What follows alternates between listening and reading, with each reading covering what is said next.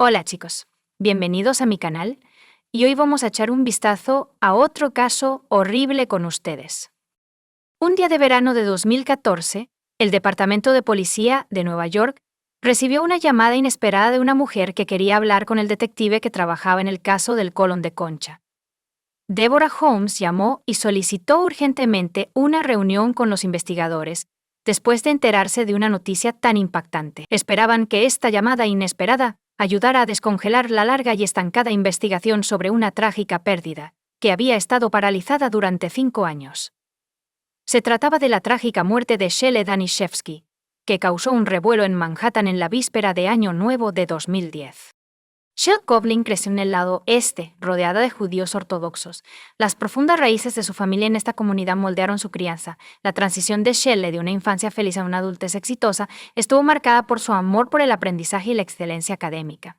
Esta sed de conocimiento eventualmente la llevó a obtener un prestigioso título en gestión de activos, lo que le abrió las puertas a una exitosa carrera en la industria bancaria suiza. Su rápida ascensión en el mundo financiero la llevó a gestionar carteras multimillonarias para clientes en 1998. A pesar de tener una carrera exitosa en una de las ciudades más ricas del mundo, Shelley se sentía insatisfecha. Tenía una situación financiera estable y una familia amorosa. Sin embargo, su sueño de formar su propia familia y convertirse en madre seguía sin cumplirse. En febrero de 1998, estabas decidida a cambiar tu destino. Shelley asistió a un evento para solteros judíos destinado a ayudar a aquellos que buscan una pareja. Allí conoció a Rod Coughlin, un profesional bancario de 26 años. La joven pareja compartía muchos intereses comunes, ambos motivados por un deseo de éxito y estabilidad en la vida. Su conexión fue instantánea y profunda. La relación floreció rápidamente porque se complementaban perfectamente, sin tener en cuenta la significativa diferencia de edad. Shelley y Rod eran inseparables, compartiendo cada momento juntos. Estaban tan enamorados que decidieron casarse poco después de conocerse.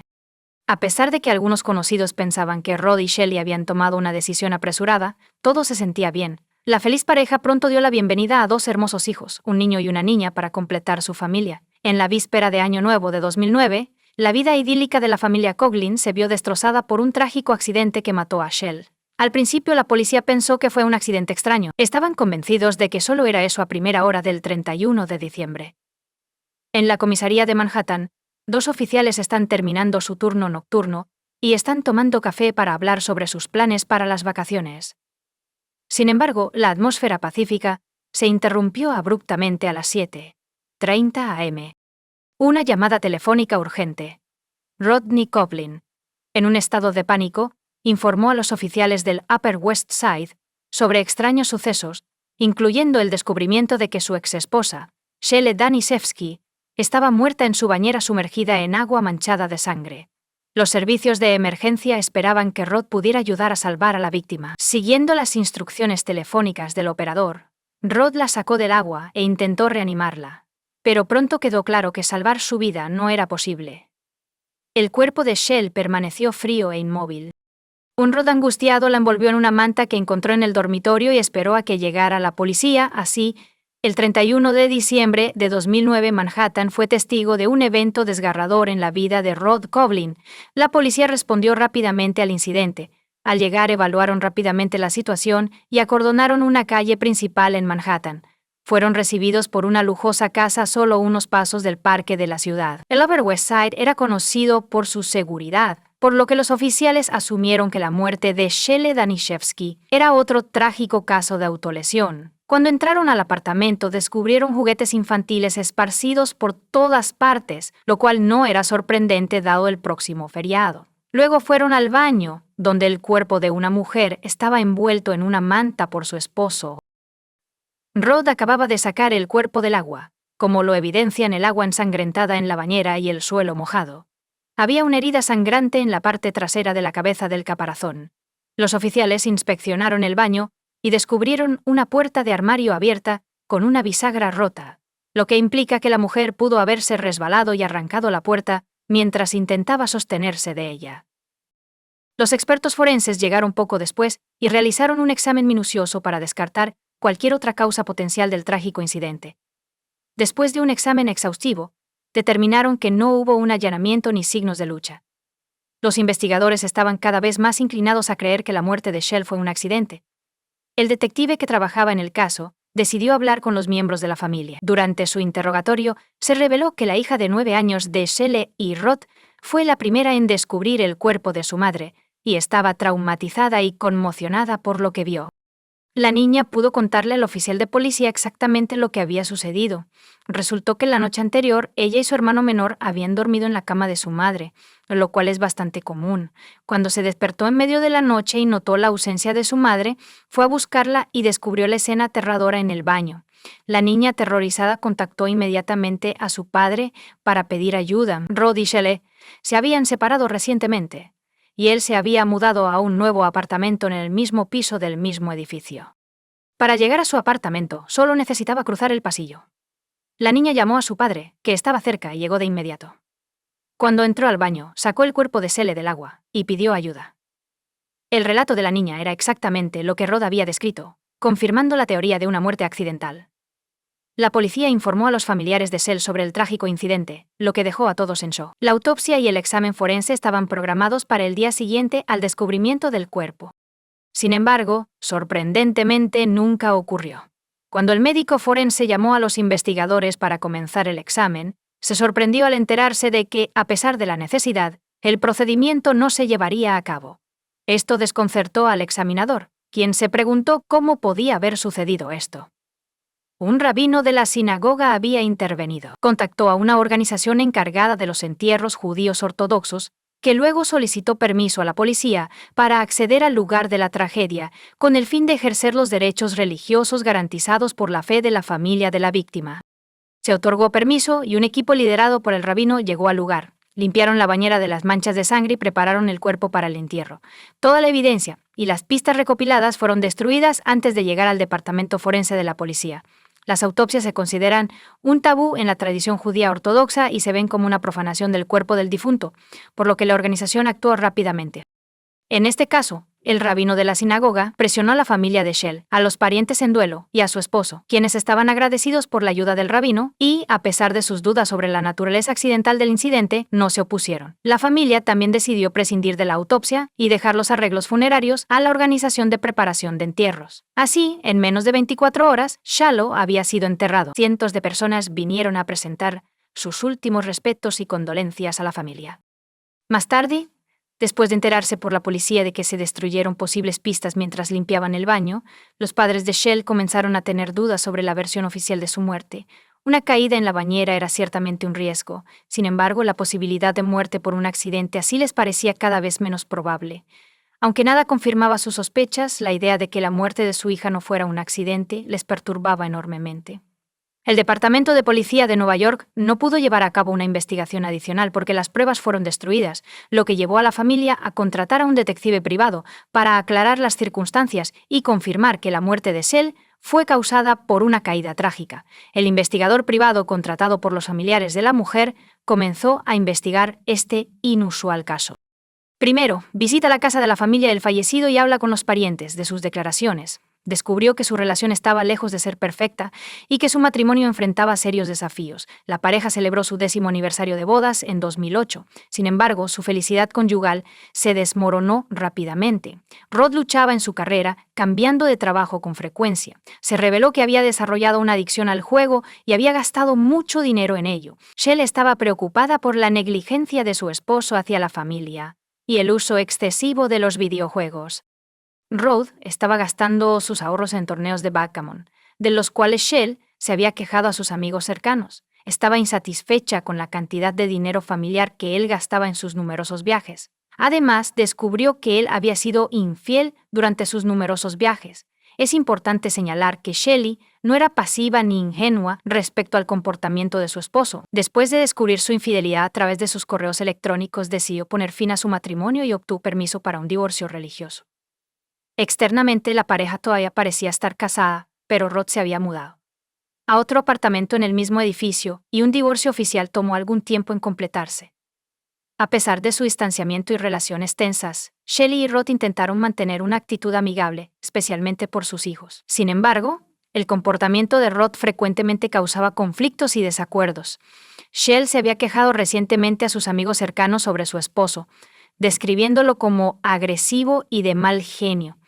Ella sospechaba que él estaba monitoreando su entrada al apartamento cuando ella no estaba presente y revisando sus correos electrónicos. También sospechaba que Rod había instalado una cámara en el pasillo del edificio para monitorear cuando ella regresaba a casa. Estas complejidades en su vida marital podrían haber motivado una investigación más profunda sobre la muerte de Shell. Después de recopilar todos estos detalles, el detective privado propuso la teoría de que Rod estaba involucrado en la muerte de su esposa y que necesitaba realizar investigaciones adicionales para conocer toda la verdad. El primer objetivo de los detectives era determinar si había ocurrido un crimen en el lugar donde se descubrió el cuerpo. Tenía la intención de inspeccionar el apartamento vacío, pero se encontró con un problema. La puerta estaba sellada. Rápidamente obtuvo una orden judicial para acceder al lugar y llegó a la escena, acompañado por oficiales de policía de Nueva York. Intentó desbloquear la puerta con la llave proporcionada de antemano, pero la cerradura obstinada resistió por un tiempo. Después de unos momentos, Rod Coughlin salió de su apartamento al final del pasillo. Afirmó haber escuchado ruido y venir a ver qué estaba pasando. Cuando fue confrontado por la policía, el detective Rod tomó la llave y abrió la puerta sin esfuerzo. Esto planteó algunas preguntas para el detective. ¿Rod escuchó sonidos en el pasillo por casualidad, o estaba vigilando deliberadamente las cosas? Una vez dentro del apartamento, el detective estaba decidido a encontrar pruebas que respaldaran su teoría del asesinato. Los familiares de Shell dicen que ella estaba en casa el 31 de diciembre, pero su teléfono estaba desaparecido. El detective registró minuciosamente cada habitación, pero solo encontró el cargador del teléfono de la mujer. Aunque no se encontró el teléfono, al detective se le encargó investigar el baño en la escena de la muerte de Shell. Prestó especial atención a la bisagra que los investigadores sospechaban que ella había cortado durante una caída. Cuanto más examinaba este objeto, más se cuestionaba si la concha podría haber arrancado el detalle metálico que estaba firmemente sujeto al armario. Incluso con el peso de la mujer, habría requerido una fuerza inmensa. Había serias preocupaciones sobre tal posibilidad. Después de una larga discusión con las fuerzas del orden, el detective intentó persuadirlos de que esto no fue un accidente, sino un homicidio. Los investigadores no se dejaron convencer y citaron la falta de pruebas. Como resultado, se decidió realizar una autopsia para determinar definitivamente la causa de la muerte. La inminente exhumación del cuerpo de Shell suscitó intensos pensamientos y debates entre su familia. Habían pasado más de 2 semanas desde su entierro, y fue una decisión difícil para su familia. En la fe judía, tales intervenciones se ven negativamente, y los líderes religiosos a menudo se oponen a ellas. La familia necesitaba tiempo para tomar su decisión. A pesar de las prohibiciones, creían que era fundamental conocer la verdad sobre la muerte de su hija y dieron su consentimiento para la exhumación. Sin embargo, este paso se complicó no solo por consideraciones morales, sino también porque llevar a cabo la exhumación requería una orden especial de la Fiscalía, la cual fue difícil de obtener. A pesar del consentimiento de la familia, se tardó casi 3 meses en obtener los documentos necesarios. Se realizaron la exhumación y la autopsia. Los resultados fueron sorprendentes. El examen reveló que Shell murió como resultado de asfixia causada por una estrangulación violenta que había roto los huesos de su cuello. Como resultado, la versión oficial de su muerte cambió. Su muerte ya no podía considerarse un accidente, y la joven fue oficialmente identificada como víctima de un asesinato. El Departamento de Policía de Nueva York reanudó su investigación sobre la muerte de Shell después de que los resultados de la autopsia confirmaran las sospechas de los detectives. Los investigadores comenzaron a examinar meticulosamente nuevos detalles, como los registros de llamadas telefónicas y los extractos bancarios. Toda información crítica en un caso de asesinato. Aparte de los miembros de la familia, se interrogó a todos los que interactuaron con Rod y Shelley, incluyendo a la niñera, la ama de llaves e incluso al abogado de divorcios. El abogado informó a la policía sobre el comportamiento inusual de la pareja. Rod afirmó en la primera audiencia de divorcio en mayo de 2009 que no podía pagar la pensión alimenticia debido al desempleo. El juez sugirió en broma que Rod renunciara a sus juegos favoritos, lo que lo enfureció en la corte y expuso su verdadera naturaleza a todos. Rod no se detuvo ahí. Buscó venganza contra Shell, acusándola de llevar un estilo de vida inmoral, malversar fondos e incluso llamando a su empleador con acusaciones difamatorias sobre drogas y violencia contra su hijo. Shelley sufrió enormemente como resultado de estas falsas acusaciones. Una investigación iniciada en respuesta a estas acusaciones no reveló ninguna evidencia que respaldara las afirmaciones de su esposo. El aspecto más impactante de esta historia, sin embargo, fue cuando el hijo de Rod y Shell reveló que su padre le había enseñado a decir frases diseñadas para desacreditar a su madre. Rod pagó un alto precio por sus acciones despreciables. En una nueva audiencia de divorcio el 7 de julio de 2009, se le prohibió estar solo con sus hijos, una medida que permaneció en vigor incluso después de la muerte de Shelley. A Rod se le negó la custodia de sus hijos, y un trabajador social se los entregó a los padres de Rod, lo que desató su ira. Lo más probable es que creyera que finalmente aceptaría la responsabilidad por sus hijos. La policía también habló con una mujer que anteriormente había cuidado a los hijos de Rod antes de ser despedida por él. Les proporcionó a los detectives información intrigante. Resultó que el 30 de diciembre Shelley se había hecho un costoso tratamiento de queratina para el cabello que valía varios cientos de dólares. Las recomendaciones después del tratamiento incluían evitar la exposición a la humedad y al calor durante varios días, lo que impedía bañarse o ducharse. Esto plantea la pregunta de por qué Shelley arriesgaría dañar su cabello al ignorar estas recomendaciones. Los investigadores sospechaban que Shelley no se había bañado el día que murió. Sin embargo, sus conclusiones carecían de pruebas directas y eran insuficientes para acusar a alguien de asesinato por sí solas. Los detectives también revisaron las grabaciones de vigilancia del edificio donde vivía la pareja. El día del asesinato, notaron el comportamiento inusual de Rod. A las 4 de la mañana, salió de su apartamento vestido como si fuera a salir. Regresó después de un tiempo. El vigilante nocturno en la entrada del edificio, que fue interrogado, encontró inusual la salida de Rod en la madrugada porque nunca había salido tan temprano antes. El vigilante recordó que Rod le preguntó si necesitaba algo, a lo que él respondió que no. Sin embargo, Rod regresó unos minutos después con barras de chocolate y se las ofreció. Los investigadores creían que las acciones de Rod eran deliberadas para crear una coartada para sí mismo. Rod ahora era el principal sospechoso. Y la tarea del investigador era probar su culpabilidad utilizando cualquier medio necesario. Su principal pregunta era qué llevó a Rod a asesinar a su esposa durante la investigación. A pesar de 2 audiencias de divorcio, Shelley y Ross siguieron legalmente casados, lo que significaba que sin un testamento o divorcio, la propiedad iría automáticamente a Rod. Ascendía a más de $5 millones. Otro punto crítico fue que el 31 de diciembre de 2009, Shelley programó una cita con su abogado para cambiar su testamento, con la intención de excluir a su esposo. Esto fue sin duda un golpe para Rod, proporcionando una motivación para el crimen. La posible pérdida de $5 millones, con 0 centavos de Rod, fue sin duda un factor motivador. Debido a que ya era un sospechoso, todos los activos de Shell fueron transferidos a una cuenta segura mientras se investigaba más a fondo su implicación en el crimen. Era obvio que si Rod hubiera estado monitoreando a su esposa, habría sabido sobre su reunión con el abogado para eliminarlo del testamento. Los investigadores sospechaban que Rod había instalado software espía para rastrear a su esposa. Shelley también fue vista regresando a casa alrededor de las 8 p.m. en las grabaciones de vigilancia. La noche anterior, estaban hablando por teléfono, el cual nunca se encontró después del crimen. Ahora que habían confirmado que el teléfono estaba en el apartamento, decidieron realizar otra búsqueda en la escena del crimen. Cuando los investigadores regresaron al apartamento, no tuvieron que buscar mucho. No podían creer lo que veían cuando vieron el teléfono de Shell tranquilamente reposando en su mesita de noche, enchufado al cargador. Nadie notó el dispositivo en esta ubicación durante la búsqueda inicial por parte de la policía de Nueva York, ni durante el examen por parte de detectives privados.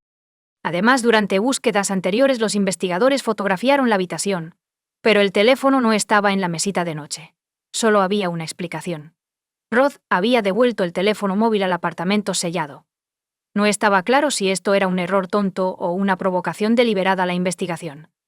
Rod fue llamado para ser interrogado, pero ya había contratado a un abogado, quien le aconsejó permanecer en silencio. Los investigadores tuvieron que buscar más pruebas de su implicación. Cuando la policía examinó los registros telefónicos de Rod, descubrieron llamadas frecuentes a un número registrado en Jacksonville, Carolina del Norte. Deborah Holmes, una madre casada de 3 hijos, era la propietaria del número de teléfono. Ella era 14 años mayor que Rod. Se conocieron en un torneo de backgammon 5 meses antes del asesinato de Shell y tuvieron un apasionado romance. Los amantes se conocieron en torneos de backgammon y luego jugaron juntos en línea. El investigador vio una oportunidad para encontrar una filtración de EAD y llamó a la mujer para hacerle algunas preguntas. Para su sorpresa, Deborah explicó que su abogado le había aconsejado no hablar con ellos. Ante otra negativa, los funcionarios encargados de hacer cumplir la ley decidieron preguntar por el nombre del abogado.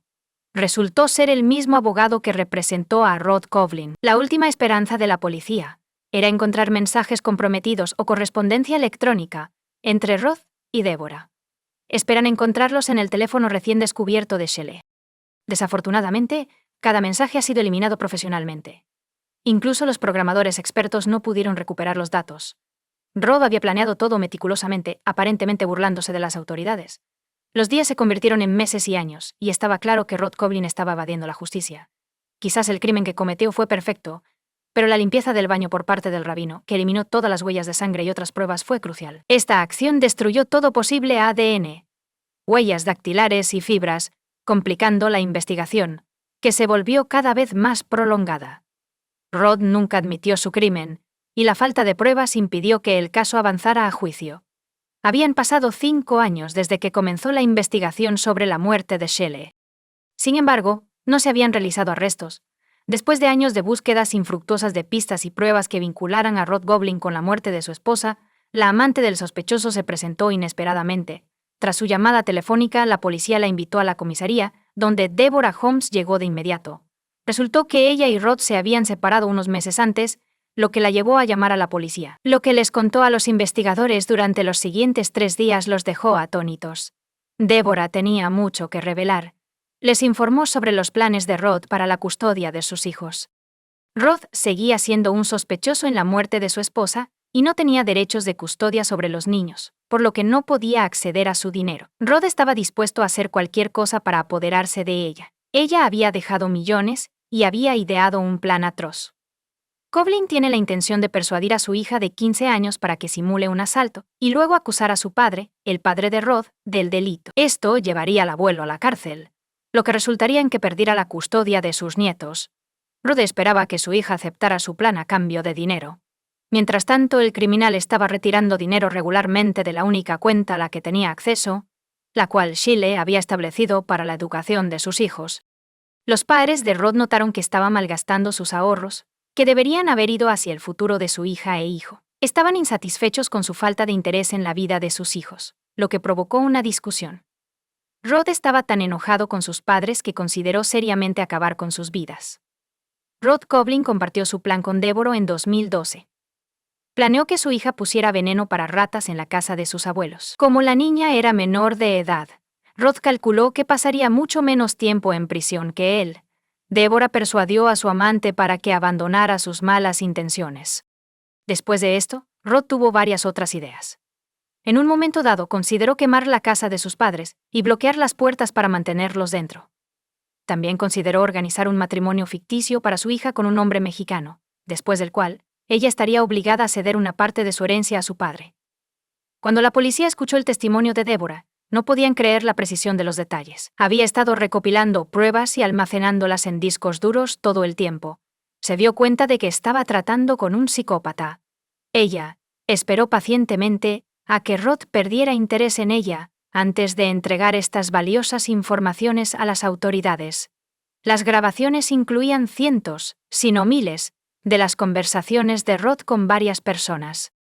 Ahora los agentes de la ley tenían que escuchar atentamente estos gigabits de datos en busca de pruebas contundentes. Las contribuciones de Deborah a esta compleja investigación fueron significativas. A medida que los investigadores comenzaron a analizar las grabaciones, descubrieron un hecho asombroso. Durante una conversación con un conocido del backgammon, Rod mencionó inadvertidamente tener las llaves del apartamento de Shelley y la capacidad de entrar en él en cualquier momento. Estos discos duros resultaron ser un recurso valioso para la policía, conteniendo cientos de materiales relacionados con el caso.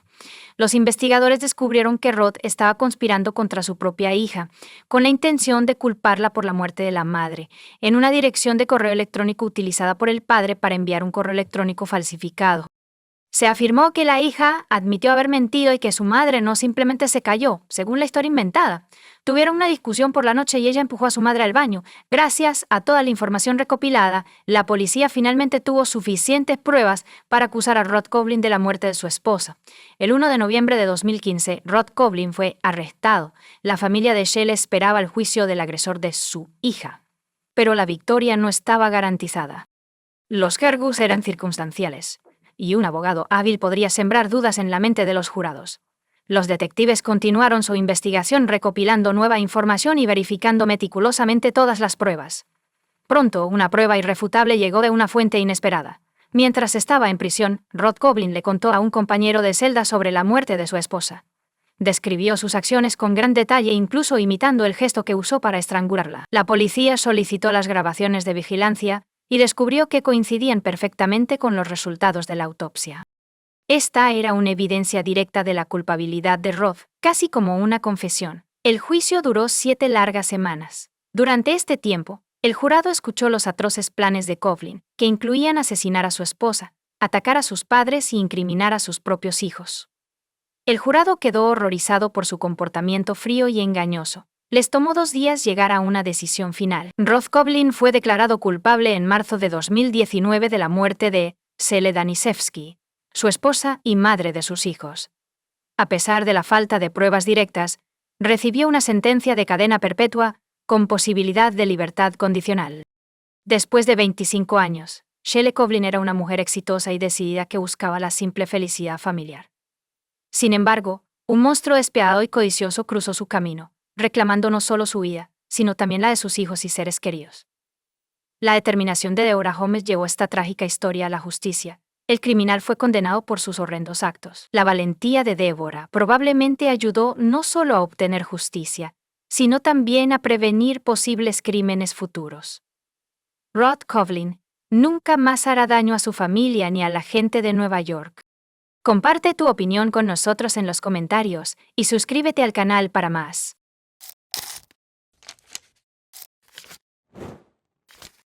Hola chicos, bienvenidos a mi canal y hoy vamos a echar un vistazo a otro caso horrible con ustedes.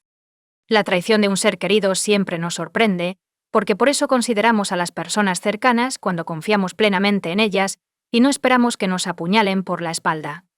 Sin embargo, los criminólogos saben que, en caso de asesinato brutal, el culpable debe buscarse, ante todo, entre las personas del entorno inmediato de la víctima.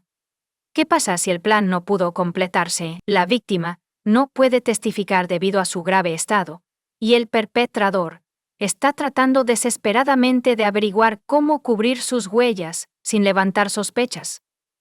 Me recuerda a la trama de un thriller. Desafortunadamente, esta historia ocurrió hace unos años en la vida real.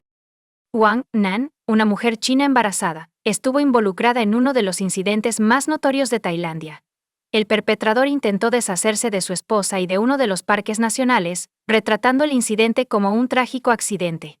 Sin embargo, parece que la naturaleza intervino para evitar que la joven y su hijo fueran asesinados. Cuando se expuso la verdad, literalmente sorprendió a los detectives que investigaban el caso, así como a los médicos que salvaron la vida de la víctima, porque estaban seguros de que el esposo estaba profundamente preocupado por su esposa e hijo. Pero aún más impactante fue la motivación detrás de un acto tan atroz y cruel. Cabe señalar que esta situación no es única. Y, aproximadamente al mismo tiempo en Tailandia, otra pareja de China tuvo una historia similar, pero el hombre pudo poner fin al plan. Pero vayamos todo en orden. La historia de Wang Nan. Wang Nan nació en Nanjing, una gran metrópoli y antigua capital de China, en 1987. Creció en una familia relativamente acomodada y sus padres se esfuerzan por brindarle a su hija la mejor educación posible mientras también fomentan el desarrollo de sus talentos y potencial. La niña sobresalía en la escuela y le resultaba particularmente fácil aprender las ciencias exactas. Wang Nan se inscribió en una universidad prestigiosa después de graduarse, donde estudió los fundamentos de los negocios y las finanzas mientras también aprendía varios idiomas extranjeros. Después de recibir su diploma, la chica consiguió un puesto en una gran agencia de viajes, donde se estableció como una empleada valiosa, responsable y altamente motivada. Avanzó rápidamente en su carrera y fue trasladada a Tailandia, donde supervisó el desarrollo de una nueva sucursal. Nan trabajó como alta directiva durante unos años antes de dejar la agencia de viajes para iniciar su propio negocio. Abrió un restaurante que servía cocina nacional china y tuvo tanto éxito que su idea se expandió rápidamente en una pequeña pero popular cadena en Bangkok. Yu Xiaodong Wang era una joven emprendedora exitosa que dirigía y desarrollaba el negocio con competencia. Sin embargo, para avanzar en su carrera, sacrificó por completo su vida personal. La joven recordó más tarde que su relación romántica más reciente ocurrió mientras todavía era estudiante. Sin embargo, al comenzar su actividad laboral, simplemente no tenía tiempo para salir con citas debido a su empleo a tiempo completo. Wang Nan no estaba demasiado preocupada por su soledad, aunque ya tenía casi 30 años. Estaba constantemente ocupada, corriendo de un lado a otro y trabajando incansablemente. Aunque había vivido en Tailandia durante mucho tiempo y dominaba bien el idioma, decidió mejorar sus habilidades y se inscribió en cursos adicionales de tailandés. En el centro de formación, Wang se encontró por casualidad con un joven llamado Hugh, quien la miró fijamente durante unos minutos antes de acercarse a ella en su idioma nativo. Hablaron brevemente, y el hombre le preguntó a Nan por qué estaba estudiando el idioma, a lo que ella respondió que era necesario para el desarrollo de su negocio. Yu sugirió que intercambiaran tarjetas de presentación para que pudieran conocerse y socializar un rato. Nan se mostró reacia a seguir charlando, pero lo hizo por cortesía. Le dio su tarjeta de presentación, y él le dio la suya a cambio. La tarjeta de presentación de Xiao Dong indicaba que estaba en el negocio de exportación-importación en Bangkok. Wang no se impresionó y simplemente tiró la tarjeta de presentación en su bolso olvidándose de ella. Solo Yu parecía estar genuinamente interesado en la joven y la llamó al día siguiente. Sin embargo, estaba demasiado ocupada con el trabajo para mantener una conversación por más de unos minutos, así que rechazó la invitación para tomar un café. Unos días después la situación se repitió, y Nan rechazó salir en una cita, citando su apretada agenda y los preparativos para una próxima conferencia de negocios. Tenía la intención de expandir sus relaciones comerciales y conocer nuevos socios allí, pero Yu llegó al evento con un lujoso ramo de flores. Después de esperar a que Nan estuviera libre, se acercó a ella y le pidió salir de nuevo. Wang Nan fue sobornada debido a su persistencia, porque nadie había intentado con tanto empeño llamar su atención antes. Ella aceptó encontrarse con él para cenar y tener un encuentro romántico inesperado. Parecía que Yu no simplemente se enamoraba de los hombres, literalmente se le había ido la cabeza. Él constantemente le mostraba afecto, le hacía sorpresas agradables y regalos, le entregaba flores en la puerta cada mañana con pequeñas notas románticas dentro, y la llamaba al menos 2 veces al día para decirle buenos días y buenas noches. Las emociones de Wang eran mixtas. Por un lado, le molestaba la obsesión del chico, pero por otro, se sentía halagada de que alguien intentara conquistar su corazón. Así que, inesperadamente, por primera vez en mucho tiempo, la joven inició una relación romántica. Su novio no solo la cortejó de manera hermosa, sino que también intentó ser perfecto en todos los aspectos. Compartía sus intereses y puntos de vista sobre una variedad de temas, aprendió a cocinar los platos favoritos de Wang, intentó diversificar su tiempo libre comprando entradas para varios eventos, y siempre estaba dispuesto a ayudarla en el trabajo. Y en casa, a la primera petición, Wang Nan no podía creer lo feliz que estaba. Le parecía que esto solo sucede en las películas, pero en realidad le estaba sucediendo a ella, excepto que Yu tenía demasiada prisa. Solo llevaban unos meses saliendo, pero él ya estaba planeando una boda y nombrando a sus futuros hijos. Wang se sentía ligeramente avergonzado por este tipo de conversación, pero en momentos como este, Yu comenzaba a hablar sobre cómo ambos estaban en sus 30 años y que era hora de formar una familia, una boda sin anillos ni velos. El hombre no tenía idea de cómo comportarse, ni de cómo responder al comportamiento de su pretendiente. Se dio cuenta de que Yu tenía razón sobre su edad, pero aún cuestionaba si él era la persona adecuada para casarse. Un día, después de otra conversación sincera, Yu le prometió a Nan que demostraría su amor por ella. Esa misma noche, después de haber regresado a casa, el hombre enamorado le envió a su novia una larga y conmovedora carta llena de ternura. Le confesó su amor y prometió ser el mejor esposo y padre para sus hijos. Wang se despertó y encontró al pretendiente en su puerta, sosteniendo un ramo de flores. Xiaodong declaró que nunca había sido más serio acerca de sus intenciones y que estaba listo para casarse con ella en ese mismo momento. Nan Kofod dijo que el juzgado no abriría hasta dentro de 1 hora y media, así que Yu se ofreció a ir allí de inmediato. Y si la puerta estaba abierta, registrarían el matrimonio de inmediato. Wang aceptó la empresa, sabiendo que la oficina gubernamental estaría cerrada. Para su sorpresa, la puerta se abrió, y el funcionario autorizado para registrar uniones ya estaba sentado en su escritorio. Yu había organizado todo con anticipación, solicitando que se hiciera una excepción para que él y su novia pudieran casarse temprano en la mañana. Era una boda inusual, sin invitados, sin anillos, sin vestido o velo y sin fotografías memorables. Wang Nan no podía quitarse de la cabeza la sospecha de que todo esto era una mentira, porque ni siquiera le presentó al elegido a su madre, con quien siempre habían estado muy unidas.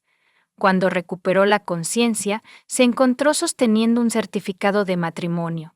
A su lado estaba un esposo feliz y recién casado. Un trágico accidente ocurrió en junio de 2019. Cuando Wang tenía 3 meses de embarazo, su esposo la convenció de planear unas vacaciones y un viaje corto, argumentando que no podrían viajar durante mucho tiempo después de que naciera el bebé. Nan accedió de mala gana, y eligieron la Reserva Nacional de Tailandia, conocida por sus pintorescos bosques y sus únicas pinturas rupestres, que se estima tienen decenas de miles de años de antigüedad. Pero en la mañana del 9 de junio, la tragedia golpeó. Wang Nan cayó desde una altura de 111 pies mientras la pareja estaba en uno de los miradores admirando el amanecer.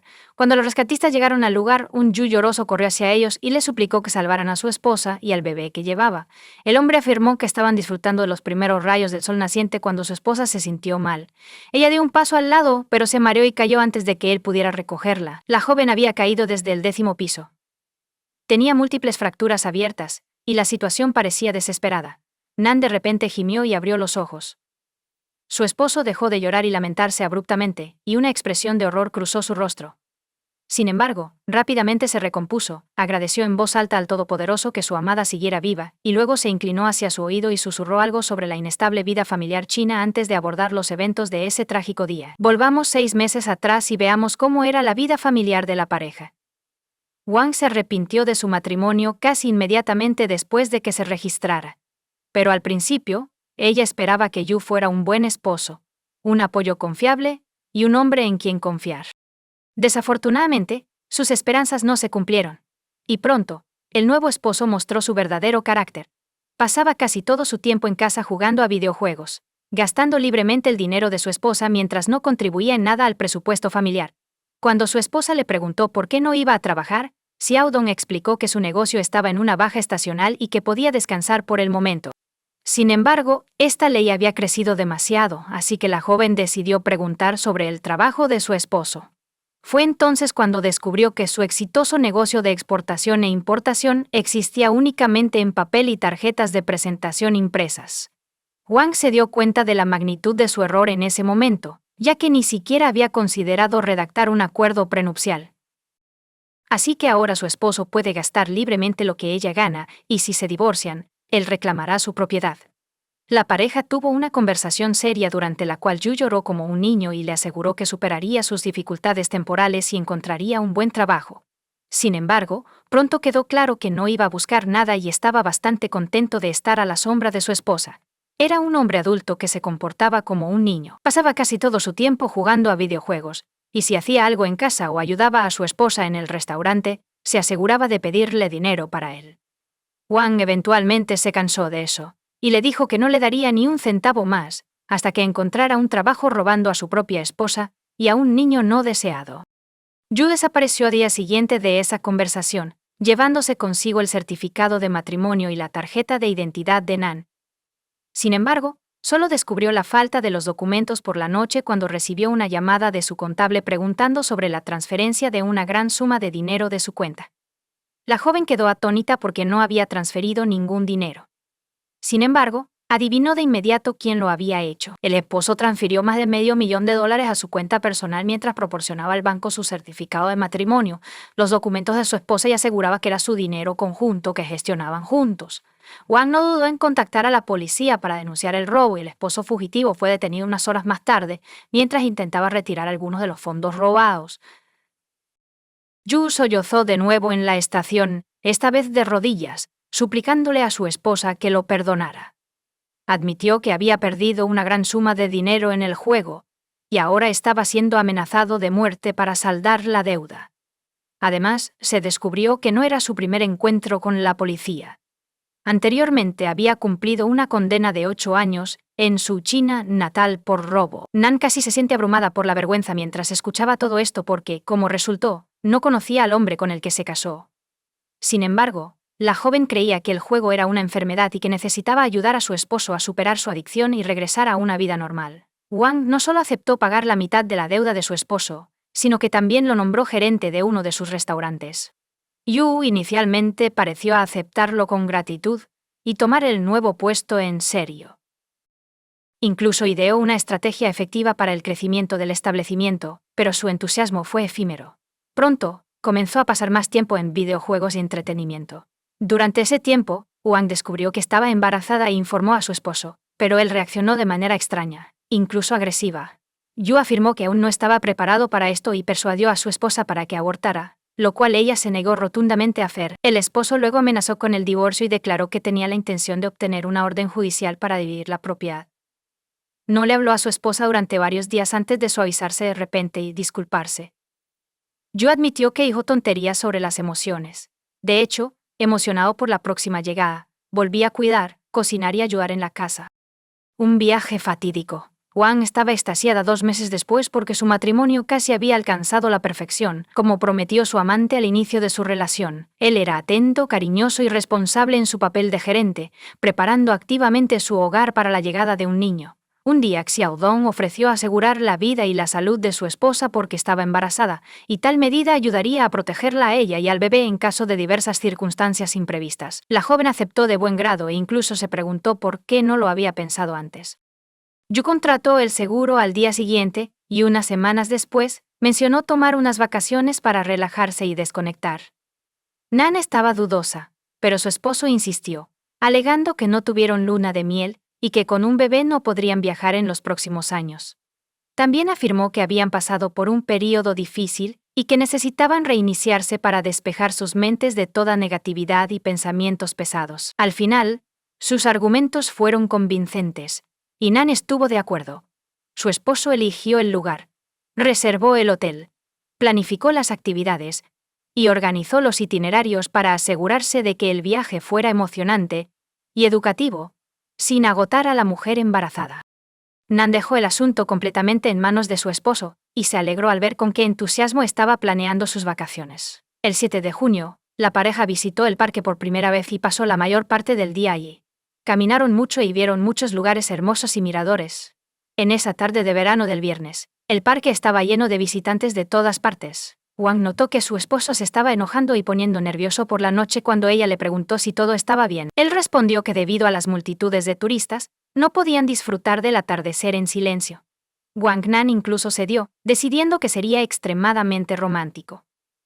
A medida que el sol se ponía, el parque se volvía menos concurrido, y Yu trepó la valla de la plataforma de observación y comenzó a llamar a su esposa hacia el borde, diciéndole lo increíble que era la vista.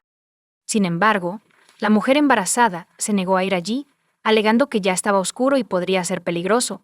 El esposo se enfureció, pero volvió a ella después de unos minutos, explicando que tendrían que ir al parque para ver el amanecer. Dado que la pareja llegó al hotel después de la medianoche, decidieron descansar y dormir hasta tarde el sábado antes de regresar a la reserva temprano el domingo por la mañana. El 9 de junio, temprano en la mañana del domingo, como estaba planeado, la pareja fue al Parque Nacional para ver los primeros rayos del sol naciente. Se despertaron alrededor de las 3 a.m.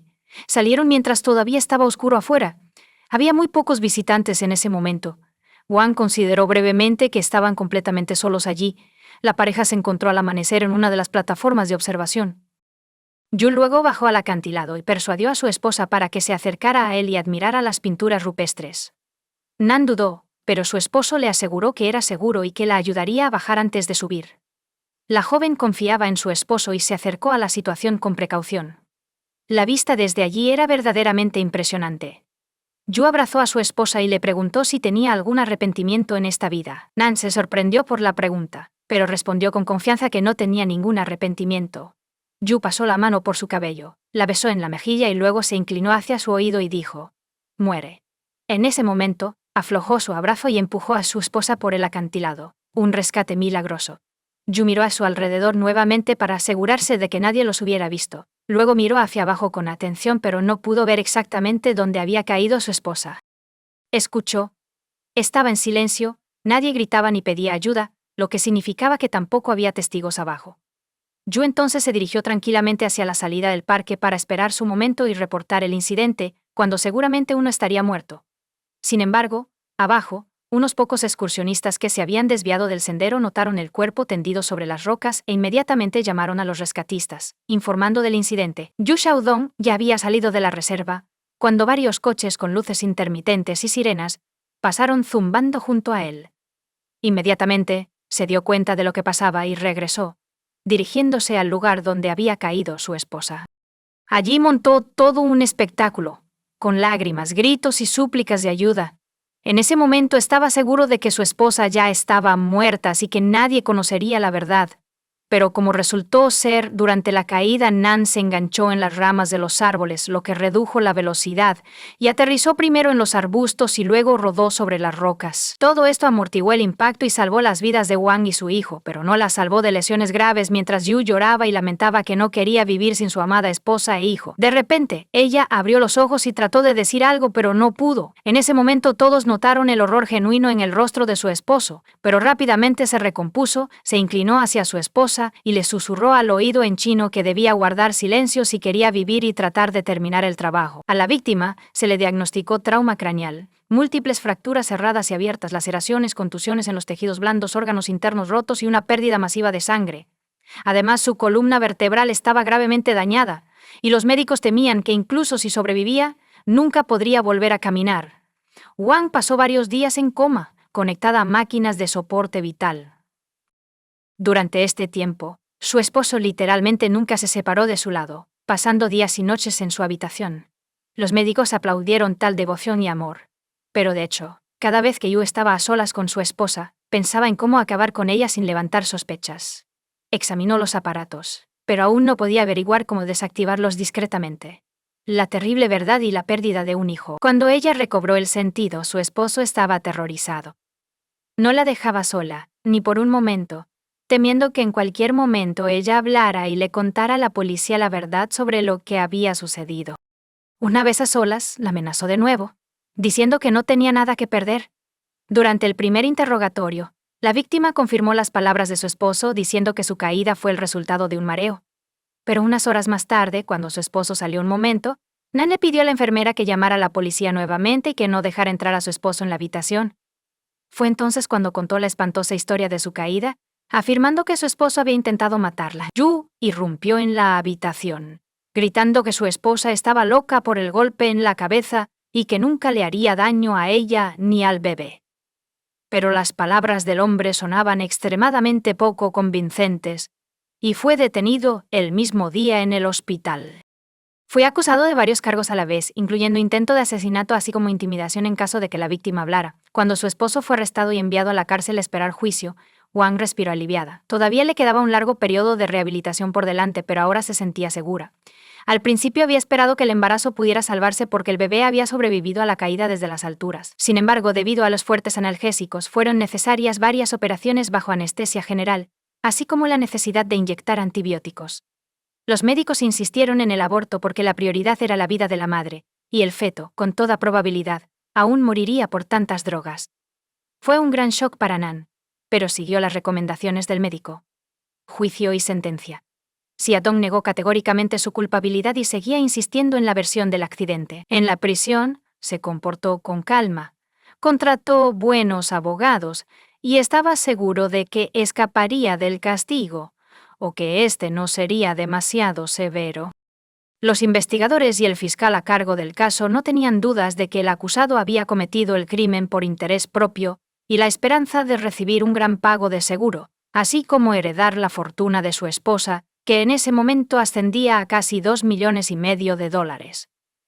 Sin embargo, en uno de los interrogatorios, Yu literalmente dejó a todos boquiabiertos al hablar de otro motivo para su acto inhumano. Resulta que se molestó con su esposa cuando ella aceptó pagar solo la mitad de su deuda debido a su pasión por el juego. En opinión del hombre, si su esposa realmente lo amara, habría pagado todas sus deudas porque ella tenía el dinero. Xiaodong entonces decidió que Wang no lo amaba, y que tenía el derecho de castigarla por ello. Después de estas palabras, el acusado se quedó en silencio, y al darse cuenta de que había dicho demasiado, dijo que lo habían malinterpretado. Pero su confesión inesperada, así como el testimonio de Nan, fueron suficientes para enviarlo a prisión por mucho tiempo. En marzo de 2021, el acusado fue declarado culpable y condenado a cadena perpetua, pero Xiao Dong y sus abogados presentaron varias apelaciones, y 6 meses después, el tribunal tailandés mostró una increíble clemencia, reduciendo la cadena perpetua a solo 10 años de prisión. Juan y sus seres queridos quedaron impactados por la decisión, diciendo que una sentencia tan indulgente sentaría un mal precedente que podría alentar a otros a cometer actos igualmente horribles. También en Tailandia, alrededor de la misma época, ocurrió un caso similar en la isla de Phuket, donde un nacional chino ahogó a su esposa, alegando que fue un accidente de natación en la playa. También lo hizo por el seguro. Dado que se probó el hecho del asesinato, el hombre fue condenado a muerte. Xiao Dong, por otro lado, fue condenado a solo 10 años por el intento fallido de asesinato y, de hecho, por el asesinato del feto. ¿Cómo ha resultado hasta la fecha el destino de Huang Nan? El veredicto final en el caso de un hombre aún no se ha emitido. Yu está cumpliendo su condena de 10 años, y la mujer herida está tratando de impugnar la decisión del tribunal. En paralelo, Yu también está presentando apelaciones en un intento de probar su inocencia y ser liberada, ya que Xiao Dong defendió a sus numerosos parientes que afirmaban que él era un empresario rico y que estaba mal casarse con él por motivos egoístas. Sin embargo, no hay forma de probarlo, ya que el hombre no tiene más que enormes deudas. En cuanto a Nan, contrariamente a las predicciones del médico, después de una serie de complicadas cirugías y una larga rehabilitación, la joven pudo volver a ponerse de pie.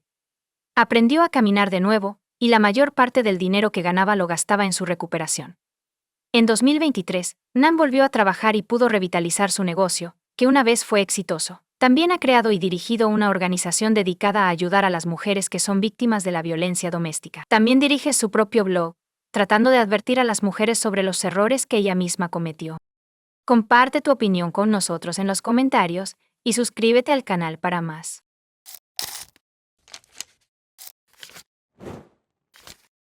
Hola chicos, bienvenidos a mi canal y hoy vamos a echar un vistazo a otro caso horrible con ustedes. En este video, veremos lo que sucedió en Malasia en 2003. Kani Yoong, de 28 años, desapareció del estacionamiento de un centro comercial metropolitano después de cenar con amigos. Su familia presentó un informe de persona desaparecida a la policía, y las autoridades pronto hicieron un descubrimiento impactante. Muchos malayos todavía recuerdan la historia de Kani Yoong. Esta tragedia ha conmocionado al país, no solo porque fue tan terrible y absurda, sino también porque ocurrió en un centro comercial conocido y prestigioso con cámaras de vigilancia.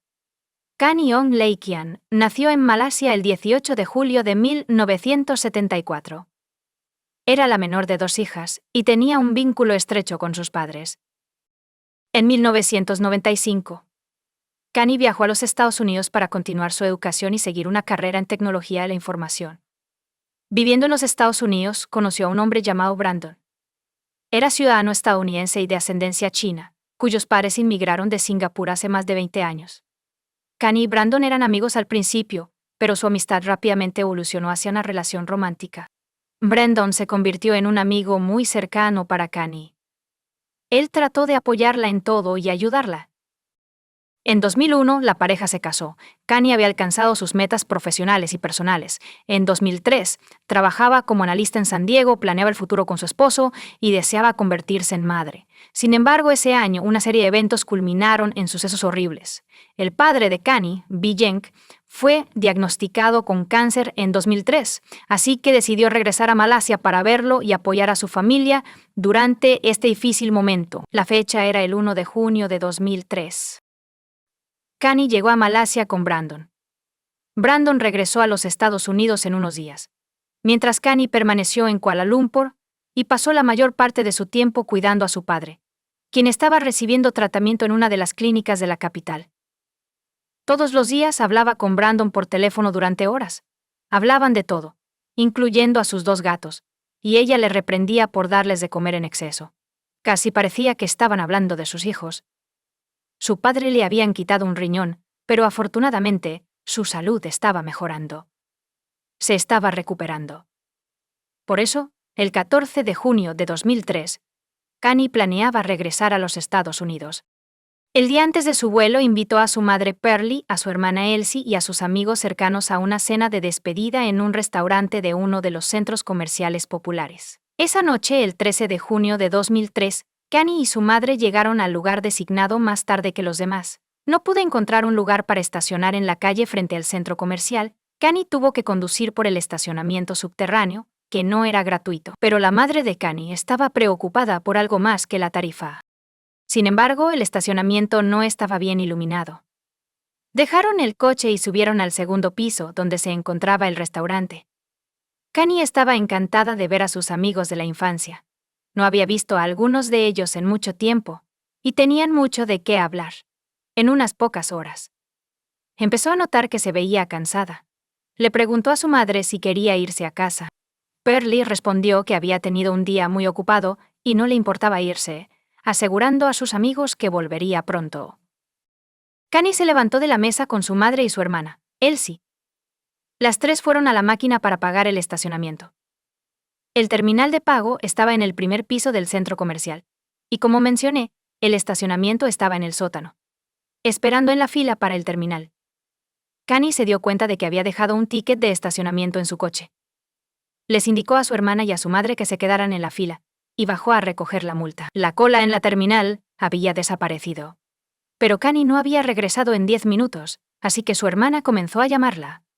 La primera llamada no fue respondida, y la segunda fue dirigida al buzón de voz. Algo estaba obviamente mal. Elsie y Mal llegaron al estacionamiento, sorprendidos. Descubrieron que el coche de Connie ya no estaba allí, dieron varias vueltas al estacionamiento. Después de eso estaban seguros de que Connie se había ido con el coche. Pearlie estaba segura de que algo le había pasado a su hija porque Connie no se iría sin decir nada. El estacionamiento estaba mal iluminado, pero las cámaras de vigilancia podrían proporcionar algunas respuestas. La seguridad del centro comercial inicialmente se negó a mostrar las grabaciones a los familiares de Connie, pero finalmente cedió después de que su madre suplicara ayuda. Alrededor de la medianoche, Pearlie y Elsie se sentaron frente a un monitor, viendo las imágenes que los sorprendieron y confirmaron sus peores sospechas. Las imágenes mostraban el coche de Connie saliendo del aparcamiento subterráneo a gran velocidad y rompiendo la barrera, mientras alguien más lo conducía. La calidad del video no era satisfactoria. Sin embargo, estaba claro que la persona en el asiento del conductor era probablemente un hombre, y Connie estaba sentada junto a él en el asiento del pasajero, con su cuerpo pegado a la puerta, tratando de mantenerse lo más alejada posible del conductor.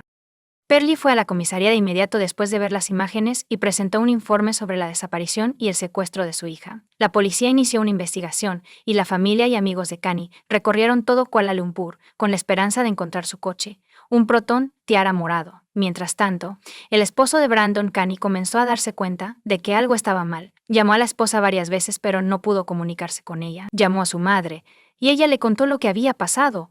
La desaparición de Connie sorprendió a Brandon. Pearlie lo escuchó llorar por teléfono. Solo al amanecer los amigos y familiares de Connie regresaron a casa. Desafortunadamente, su búsqueda no tuvo éxito. La policía estaba difundiendo información sobre la desaparición y llevando a cabo su propia búsqueda, la cual no proporcionó ninguna esperanza. Las imágenes del estacionamiento del centro comercial donde Connie fue secuestrada no ayudaron a identificar al hombre que conducía el coche. Han pasado más de 72 horas desde que sus seres queridos la vieron por última vez. Las autoridades sabían que si Connie Young había sido secuestrada, no era por un rescate, porque si el dinero hubiera sido el motivo, el secuestrador se habría presentado hace mucho tiempo y habría exigido un rescate. Y esta situación no se veía bien, como lo evidenció un descubrimiento siniestro hecho por la policía el mismo día. El coche de Connie fue dejado en una calle de la ciudad. La llanta delantera derecha estaba en tan mal estado que era seguro asumir que el coche había sido conducido con una llanta desinflada durante bastante tiempo, y como resultado, estaba literalmente destrozada. En la parte trasera del coche, en el asiento del pasajero, había una gran mancha roja. Los expertos forenses recogieron raspaduras del asiento trasero, huellas dactilares del volante y otras partes del coche. Había mucha evidencia en el coche. Hablaré más sobre ello más tarde. La familia y los amigos de Connie no han perdido la esperanza, y esperamos que regrese a casa sana y salva. Desafortunadamente, al día siguiente, después de que se descubrió el coche, todas sus esperanzas se desvanecieron. El 17 de junio, un trabajador de la carretera detectó un fuerte y desagradable olor que emanaba de una alcantarilla cerca de una carretera. Cuando levantó la tapa, descubrió un cuerpo que alguien estaba intentando quemar con 2 neumáticos de coche y palos. Un equipo de destacados expertos forenses de la Policía Real de Malasia llegó a la escena de inmediato y descubrió neumáticos de coche llenos de concreto que anteriormente se habían utilizado como soportes para señales de tráfico, yaciendo sobre el cuerpo. Quienquiera que la golpeó estaba tratando de dificultar la identificación. Los peores temores de la familia se confirmaron después de que se descubrió el cuerpo, pero se dijo incorrectamente que no creerá que su hija está muerta, hasta que reciba una confirmación. Hasta que lo hagan, seguiremos esperando que la encuentren viva. Ella dijo que la familia iba a la morgue. Sin embargo, el doctor declaró que no podían confirmar si los miembros de la familia de Kanyong habían tomado muestras de ADN para un análisis comparativo. Los resultados de la pericia cumplieron con el peor de las pesadillas de los padres de Kani. El cuerpo descubierto es sin duda el de su hija. Según algunas fuentes, incluso antes de que los resultados de la prueba de ADN pudieran ayudar a los miembros de la familia a identificar las joyas en el cuerpo, Pearlie, una madre amorosa, creía y esperaba que su hija estuviera viva hasta el final. Es difícil imaginar la tortura emocional que tuvo que soportar. La autopsia reveló que Kani sufrió heridas de arma blanca en el abdomen. Un experto en medicina forense también descubrió signos de estrangulación. Un paño estaba atado alrededor del cuello de Kani en varios nudos. Además, se descubrió semen dentro de su cuerpo, lo que sirvió como fuente de ADN. Unos días después de que se descubriera el cuerpo, ocurrió un evento que planteó numerosas preguntas sobre el trabajo de las agencias de aplicación de la ley. Subramaniam Ravichandran, un oficial de policía encubierto, informó a sus superiores que la noche de la desaparición de Kani, él y su compañero estaban patrullando las calles de Kuala Lumpur en su motocicleta. Tanto él como su compañero estaban vestidos de civil. Notaron un coche estacionado en el lugar incorrecto, ocupando la mitad de la carretera, y decidieron detenerse cerca para ver si había alguien dentro. Acercándose a la puerta del conductor, Ravichandran notó a un hombre al volante y a una mujer junto a él, en el asiento del pasajero. Llamó a la ventana. Y cuando el hombre detrás del volante bajó la ventanilla un tercio, le mostró su identificación policial y le preguntó qué estaba haciendo allí, a lo que el conductor respondió que simplemente estaba sentado allí y charlando con su novia y que no estaba haciendo nada ilegal. A continuación, el agente pidió que se le revisara el documento de identidad tanto al conductor como a su acompañante. Mientras el hombre al volante entregaba los documentos, la mujer en el asiento del pasajero hacía señales extrañas con las manos. Parecía que estaba pidiendo ayuda. Cada vez que su supuesto novio se giraba hacia ella, ella se detenía. Noté que el oficial le pedía al conductor que saliera del coche. El conductor reaccionó con ira, diciéndole a Ravichandran que no era un oficial de policía, sino un ladrón. Tras estas palabras, subió la ventana y alcanzó la llave en el encendido. Cuando el policía se dio cuenta de que el coche estaba a punto de arrancar, sacó su pistola y disparó a la rueda delantera derecha, haciendo que el coche acelerara. Ravichandran y su compañero comenzaron una persecución en motocicleta, pero no pudieron alcanzar a un coche con un neumático pinchado. Esta es la versión oficial. Dado el estado de las cosas en la policía malaya en ese momento, no fue sorprendente que el oficial de guardia no llamara a refuerzos ni notificara a nadie sobre lo ocurrido. Ese coche con un neumático pinchado era el Proton Tiara Morado, el transporte de Kanyong, y será descubierto abandonado en unos días. Aunque la persecución no terminó a favor de la policía, ahora tienen documentos del conductor. El conductor era Ahmad Nashib, un RS de 27 años, y el pasajero era Kanyong. Y si el oficial en esa situación se hubiera comportado de manera diferente, tal vez Kani todavía estaría viva. Desafortunadamente, Ravichandran informó a sus superiores sobre la situación, solo después de que se descubrió el cuerpo de Kani. La posesión de documentos sobre el sospechoso por parte del oficial fue probablemente el único resultado positivo de esa noche. Aparte de la familia de Kenny, muchos malayos vinieron a despedirse de ella. Brandon estaba devastado por la muerte de su amada esposa. Mientras tanto, la policía comenzó a buscar a Ahmad Najib. Resultó que nunca vivió en la dirección que figuraba en sus documentos. Pero su nombre era real, así que había varias maneras de encontrarlo. La policía comenzó a buscar el nombre en los documentos del registro de matrimonios documentados. Se encontró una coincidencia en la Agencia Nacional de Apoyo Social. Ahmad Nashib Benaris nació y creció en Muar, Malasia. Era el segundo de 4 hermanos y hermanas en el hogar. Dejó la escuela para poder trabajar y ayudar a su familia. En 1998. Se fue de Muar a Kuala Lumpur. Más tarde se casó y tuvo 2 hijos. Desde el año 2000 ha sido limpiador de cabinas para Malaysia Airlines. La policía comenzó a vigilar a su esposa después de conocer su nombre y lugar de trabajo. Trabajaba en uno de los bancos Metropolitan y esperó hasta que terminara su turno. Los policías disfrazados de civiles la siguieron y descubrieron su dirección de casa. La policía ahora sabía dónde vivía Ahmad, pero necesitaban asegurarse de que él estuviera dentro de la casa para evitar asustarlo. Mantuvieron vigilancia sobre la casa durante 3 días, pero cuando los investigadores comenzaron a dudar de la capacidad de Ahmad Najib para vivir con su familia, él desapareció. Sin embargo, estas eran conclusiones apresuradas. En el 4.º día de vigilancia, alrededor de las 4 a.m., notaron que un taxi se detuvo frente a la casa y Ahmad Najib salió. Solo un minuto después, fue esposado y llevado a la comisaría para ser interrogado. La información sobre el arresto y la identidad del sospechoso se difundió rápidamente en la prensa. Muchas personas que conocían a Ahmad Najib no podían creer que él fuera responsable del secuestro y la muerte de Kani Ong. Era un esposo y padre devoto de 2 hijos y daba la impresión de ser un buen hombre. Sin embargo, los oficiales pronto se dieron cuenta de que era un lobo con piel de oveja. Najib se mantuvo tranquilo durante el primer interrogatorio, afirmando que solo estaba dispuesto a hablar con el jefe de la División de Investigación Criminal. Comenzó a negar su culpabilidad. Solo después de que se le presentaron pruebas que lo vinculaban con Kani Ong, su confianza comenzó a desvanecerse gradualmente. Al principio, le mostraron 2 identificaciones que había dado al oficial de guardia la noche en que Kani fue secuestrada. Los oficiales luego afirmaron que descubrieron manchas de sangre en su chaqueta y jeans, y que el análisis de ADN casi con seguridad mostraría que era sangre de Kani Ong. No fue hasta que Najib se dio cuenta de que los oficiales no estaban fingiendo y que tenían pruebas irrefutables de que no estaban blufeando.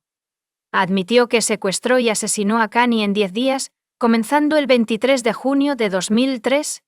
Ahmad fue llevado a juicio, donde reiteró su confesión. Durante los días siguientes, la policía llevó a cabo una investigación en la que Najib mostró todos los lugares donde estuvo con Kani y explicó en detalle cómo y cuántas veces la obligó a tener relaciones íntimas con él, así como cómo la mató e intentó deshacerse de su cuerpo. Descubrieron pruebas que respaldaban las afirmaciones de Najib en cada lugar donde él llevó a la policía. Las cámaras captaron a Ahmad Najib en el aparcamiento subterráneo donde todo comenzó.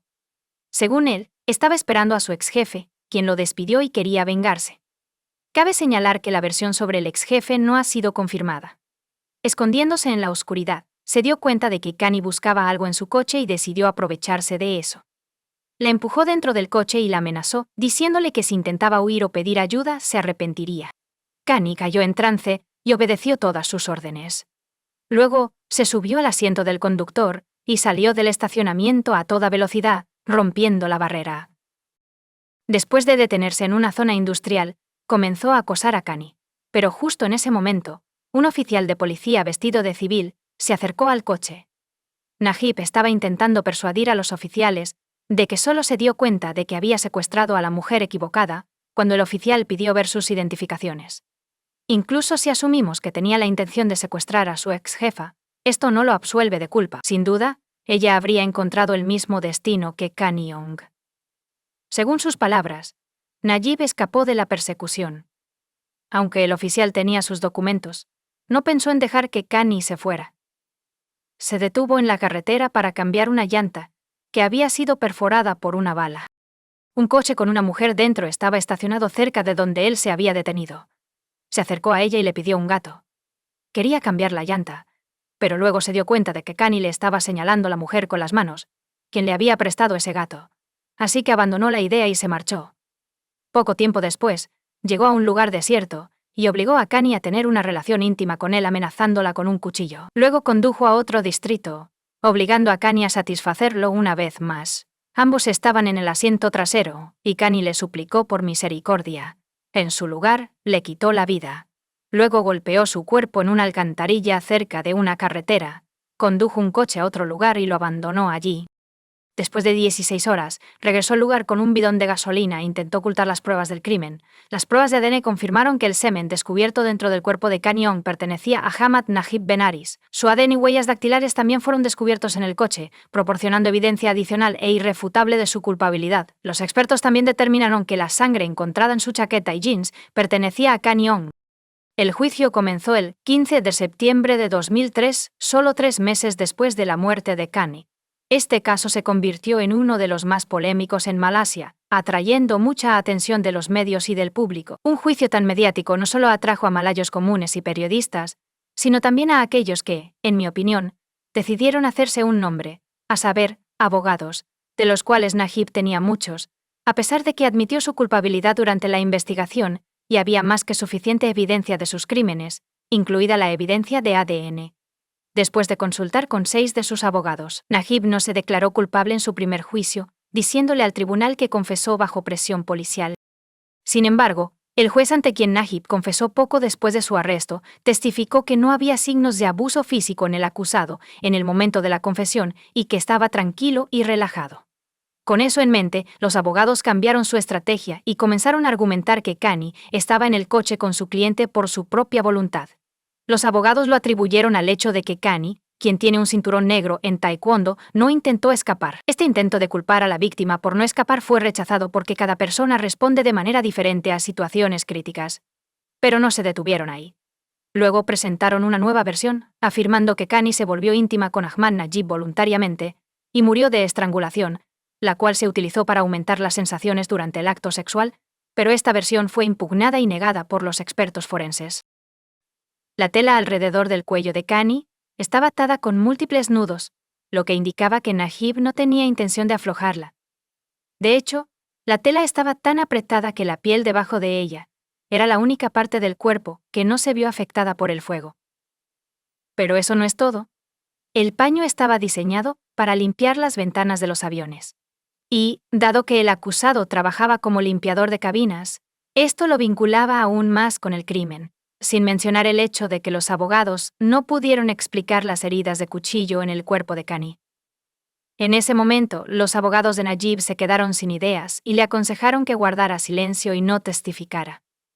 Mucha gente se preguntó por qué Kani no salió del coche cuando tuvo al menos 2 oportunidades para hacerlo. Tristemente, nunca sabremos la respuesta. Tal vez simplemente se paralizó de miedo y no pudo escapar. El 23 de febrero de 2005, Ahmad Najib Ben Aris fue declarado culpable de todos los cargos.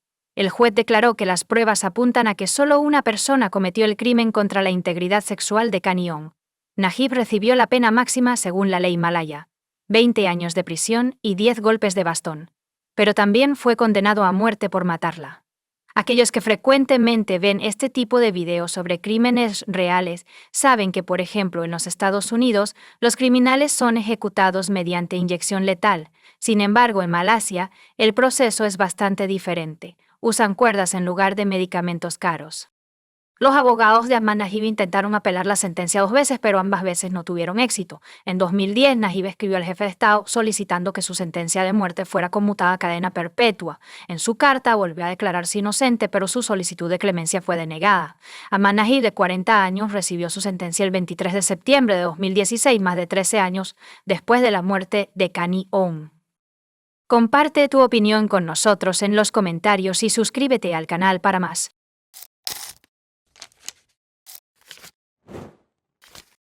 El jueves 16 de diciembre de 2004, Bob Jostinet, una mujer de 23 años que estaba embarazada de 8 meses de su primer hijo, esperaba con ansias la llegada de su niña. Nacida el 4 de diciembre de 1981, se graduó de la Nottoway High School en Graham, Missouri, en 2000. Bobby, que vivía en Skidmore, Missouri, con su esposo, Zeb Stinnett, era una persona conocida y amable en la pequeña comunidad agrícola. Su amor por los animales, especialmente por los perros y los caballos, era evidente, y dirigía un negocio de cría de perros llamado Happy Haven Farms desde su casa, especializándose en la cría de terriers de ratas.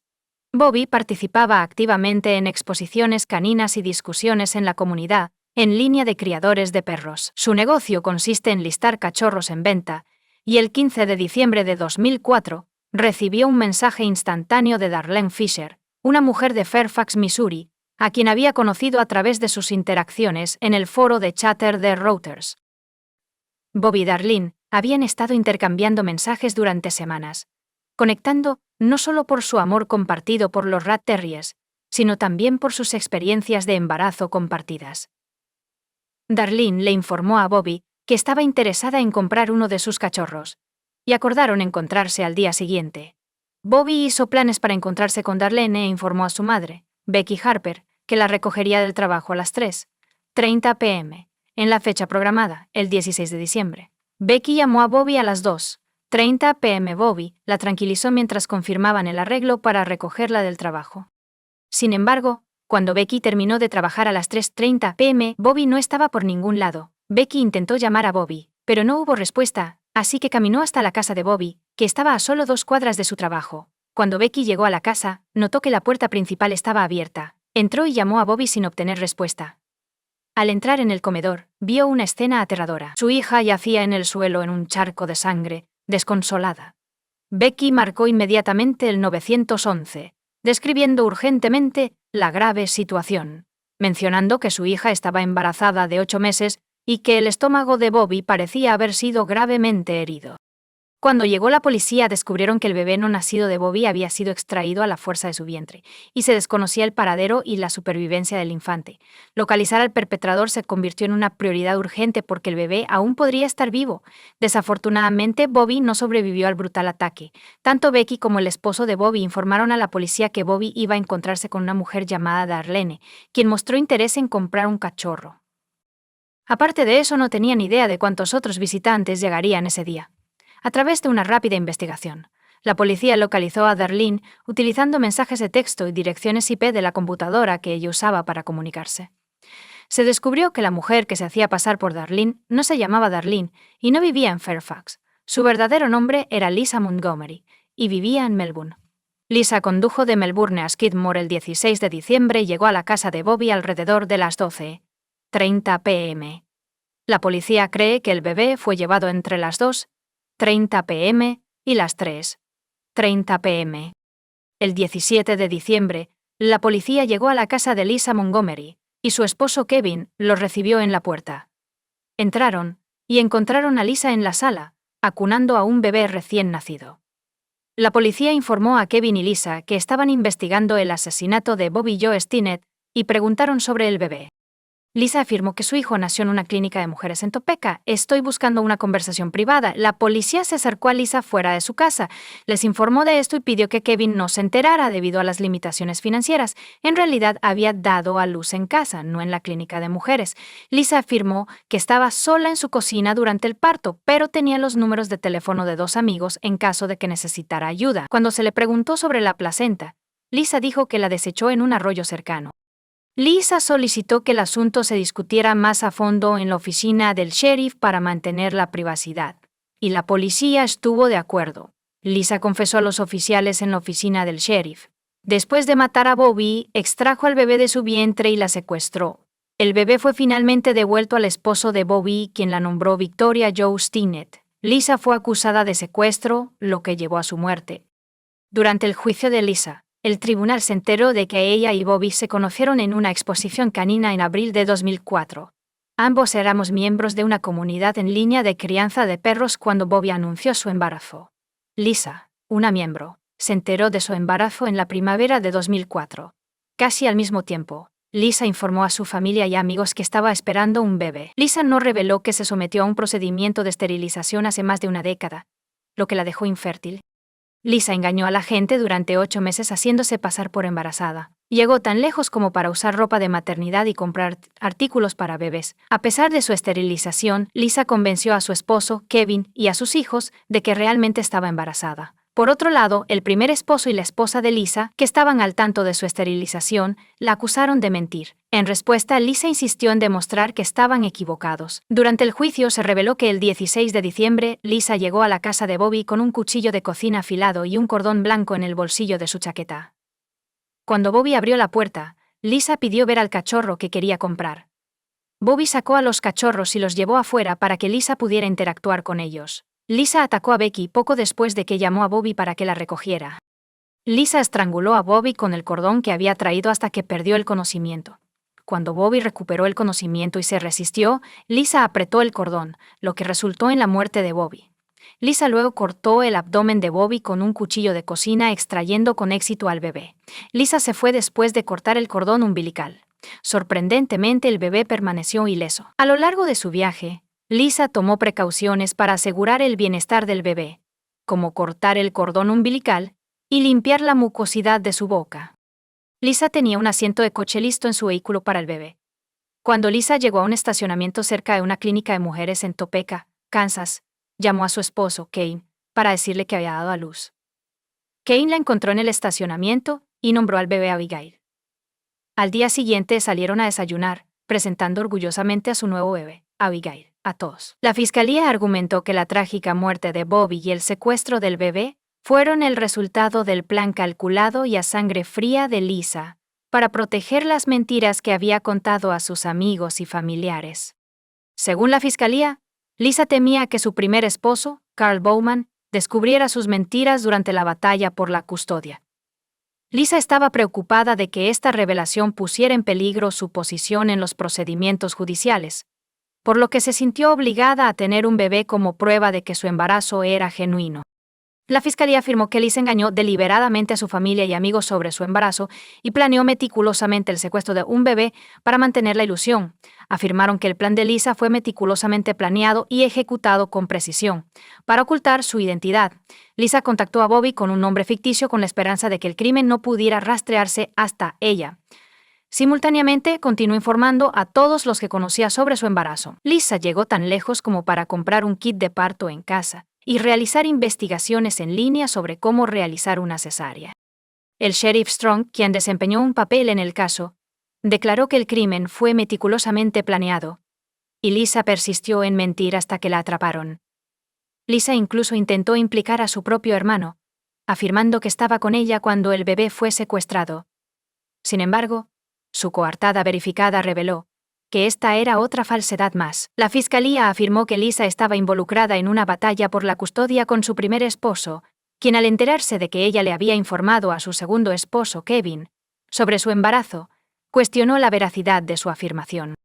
Consciente de la incapacidad de Lisa para concebir, envió correos electrónicos expresando su intención de revelar la supuesta mentira a Kevin, a quien explotó durante los procedimientos de custodia. En respuesta, Lisa, decidida a demostrarle que estaba equivocado, tomó una serie de acciones que colman en los trágicos eventos ocurridos menos de una semana antes de la muerte de Bobby el 10 de diciembre. El primer esposo de Lisa presentó formalmente una moción solicitando un cambio de custodia para los dos hijos menores que vivían con Lisa. Para respaldar su caso, la fiscalía llamó al Dr. Dietz como testigo experto. Este movimiento fue motivado por la notificación previa de la defensa de que tenían la intención de seguir una defensa de locura, alegando que Lisa estaba experimentando pseudociesis. Durante el juicio, el Dr. Dietz testificó que hay dos tipos de fenómenos fenomenales conocidos como pseudociencia, el primero de los cuales implica que una mujer cree genuinamente y sinceramente que está embarazada. Típicamente, esta creencia termina cuando a la mujer se le presenta evidencia concreta de que no está embarazada. Las personas con este tipo de pseudopsicosis no son consideradas mentalmente enfermas y no tienen delirios. El Dr. Dietz describe un segundo tipo de pseudociencia que está vinculado a enfermedades mentales, específicamente la esquizofrenia. Las personas que sufren de esta condición experimentan delirios, particularmente el delirio de estar embarazadas. Notablemente, esta forma se distingue por la presencia de una fuerte convicción. En contraste con el primer ejemplo, las personas que creen en la pseudociencia se niegan a aceptar evidencia que contradiga sus creencias. Tienen una creencia firme e inquebrantable en su embarazo, lo que demuestra el impacto de la enfermedad mental. El Dr. Dietz, en su opinión experta, concluyó que Lisa no tenía pseudociesis en el momento de la muerte de Bobby. Llegó a esta conclusión basándose en su creencia de que Lisa no creía realmente que estaba embarazada. En el tribunal, el Dr. Dietz explicó su razonamiento enfatizando varios puntos clave. Para comenzar, el Dr. Dietz afirmó que Lisa era plenamente consciente de que había sido sometida a una esterilización permanente, lo que eliminaba cualquier duda sobre sus capacidades reproductivas. Lisa había buscado consistentemente atención médica y prenatal en embarazos anteriores, pero este no fue el caso durante el período actual. El Dr. Dietz proporcionó evidencia adicional en forma de la solicitud de seguro de Lisa de septiembre de 2004, en la cual ella declaró explícitamente que no estaba embarazada. Además, el Dr. Dietz afirmó que el comportamiento de Lisa no era consistente con un pensamiento delirante. Explicó que en los casos de delirio de embarazo, las personas se aferrarían a la misma historia y la revelarían de buena gana, a pesar de ser persuadidas o presentadas con evidencia contradictoria. Sin embargo, Lisa carecía de estas características, lo que llevó al Dr. Dietz a descartar la idea de que ella estuviera teniendo una ilusión de embarazo. El caso de Lisa se caracterizó por relatos inconsistentes y contradictorios de detalles clave. Notablemente, sus historias diferían en el sexo del feto, si esperaba gemelos o un solo feto, y cómo planeaba dar a luz. Estas diferencias eran notables dependiendo del público al que hablaba, lo que indica una falta de consistencia y fiabilidad en sus declaraciones. Además, Lisa proporcionó información contradictoria sobre el lugar donde afirmó haber dado a luz. Inicialmente afirmó que el nacimiento ocurrió en una clínica de mujeres, pero luego cambió su historia para decir que sucedió en casa. Cuando se le confrontó con la supuesta presencia de su hermano en la casa de Bobby durante el incidente, Lisa afirmó que tenía amnesia tanto antes como durante el asesinato de Bobby.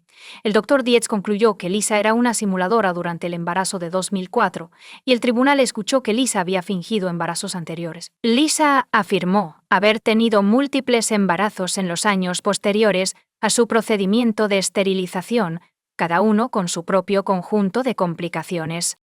Los embarazos simulados de Lisa se remontan a 1994. Posteriormente, en 2000, antes de casarse con Kevin, le informó sobre su embarazo y expresó su deseo de abortar. Kevin le dio $40.00, pero no hubo más discusión ni evidencia de embarazo. Lisa afirmó estar embarazada nuevamente en 2002, informando a Kevin de una cita médica mientras le negaba la oportunidad de acompañarla. Sin embargo, su médico testificó que solo le envió tweets a Lisa sobre temas no relacionados, como el dolor de tobillo y un resfriado, y no le proporcionó atención prenatal.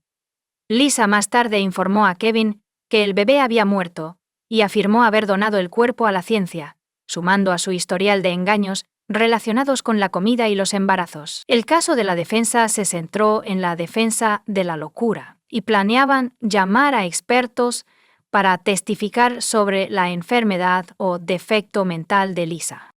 La vida de Lisa fue descrita en la corte como problemática.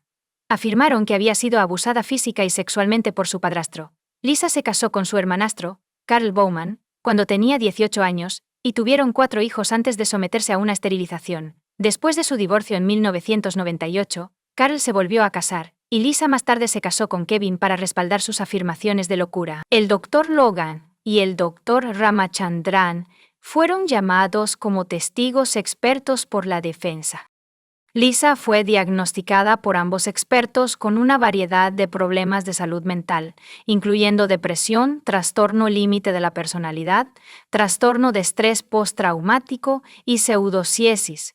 El Dr. Ramachandran testificó sobre la pseudociesis, describiéndola como un trastorno somatoforme en el que el paciente desarrolla la ilusión de estar embarazada. Según su testimonio, esta ilusión está impulsada por un fuerte deseo de quedar embarazada, lo que provoca cambios hormonales que resultan en cambios físicos consistentes con el embarazo.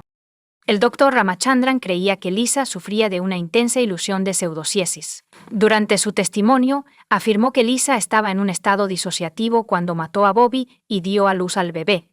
El Dr. Ramachandran sugirió que el abuso sexual infantil que sufrió Lisa la hizo susceptible a la pseudociesis. Afirmó que las búsquedas en Internet de Lisa y las compras de artículos relacionados con bebés indicaban pseudopsicosis. Además, el Dr. Ramachandran creía que Lisa sufría de una enfermedad mental grave o un defecto que le impedía comprender plenamente la naturaleza y la calidad de sus acciones. Después de 5 horas de deliberación, el jurado emitió un veredicto unánime declarando a Lisa culpable de secuestro con resultado de muerte. Al día siguiente recibió una sentencia de muerte. El jurado estuvo de acuerdo unánimemente en que el gobierno había probado todos los factores agravantes legales y no legales más allá de toda duda razonable. La fiscalía argumentó que estos factores incluían que el crimen se cometió de una manera particularmente atroz o depravada, involucrando un abuso físico grave hacia Bobby George Stinnett. El jurado estuvo de acuerdo con este argumento, y Elise fue condenada a muerte por inyección letal con pentobarbital en la prisión de Terre Haute en Indiana. Lisa eventualmente se encontró en el corredor de la muerte en una prisión federal en Texas, diseñada para reclusas con necesidades médicas y psicológicas especiales. Recibió atención psiquiátrica mientras estaba encarcelada allí. Lisa formó un nuevo equipo de defensa en un esfuerzo por conmutar su sentencia de muerte a cadena perpetua. Su argumento central era que, dada la historia de horribles abusos de Lisa, la pena de muerte era injusta. Afirmaron que su representación legal durante su juicio inicial no reveló completamente la magnitud de las profundas dificultades de su tesis y que la defensa presentada fue inadecuada. Lisa estaba en un estado psicótico según el nuevo equipo de defensa cuando cometió el crimen. Además, presentaron pruebas de que la historia de abuso de Lisa comenzó antes de su nacimiento, ya que nació con síndrome de alcohol fetal como resultado del consumo excesivo de alcohol de su madre. La defensa detalló casos específicos de abuso, afirmando que Lisa fue sometida a golpizas físicas y que el maltrato empeoró después de que su madre se volvió a casar. Afirmaron que Lisa había sido abusada sexualmente por su padrastro. A pesar de los esfuerzos del equipo legal de Lisa, quienes argumentaron que la presión y la amenaza de exposición por parte de su primer esposo la llevaron a fabricar un embarazo, sus objeciones y apelaciones para que la sacaran del corredor de la muerte fueron denegadas. La ejecución se llevó a cabo según lo planeado. Lisa recibió una inyección letal en Terre Haute, Indiana, después de que la Corte Suprema de los Estados Unidos levantara una suspensión de ejecución de último minuto, como la única reclusa en la fila de muerte federal en los Estados Unidos. Fue la primera mujer reclusa federal ejecutada por el gobierno en 67 años, antes de su ejecución. Cuando le preguntaron si quería hacer una declaración, Lisa se negó. Fue declarada oficialmente muerta a la 1:31 a.m. del 13 de enero de 2021. Comparte tu opinión con nosotros en los comentarios y suscríbete al canal para más contenido.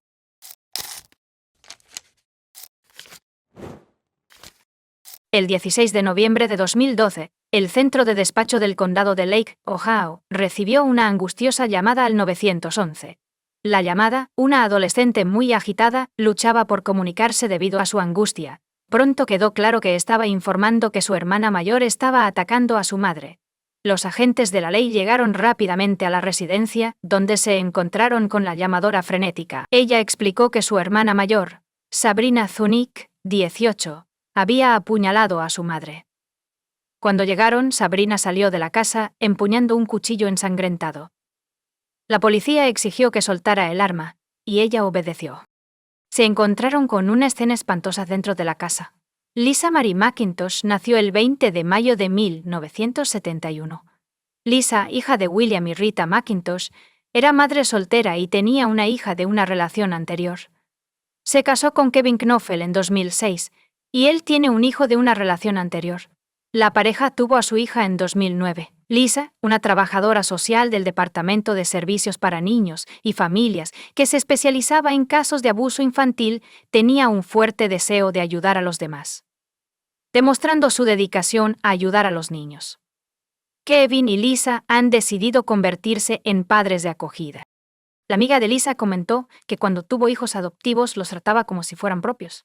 Se esforzaba por ir más allá como madre. Sabrina Zunick, de 16 años, se mudó a su casa en el verano de 2011. Sabrina Zunick nació el 27 de octubre de 1994 en algún lugar cerca de Cleveland, Ohio. Su crianza fue difícil, ya que ambos padres luchaban contra el alcohol y el abuso de sustancias, lo que resultó en un entorno hogareño altamente inestable.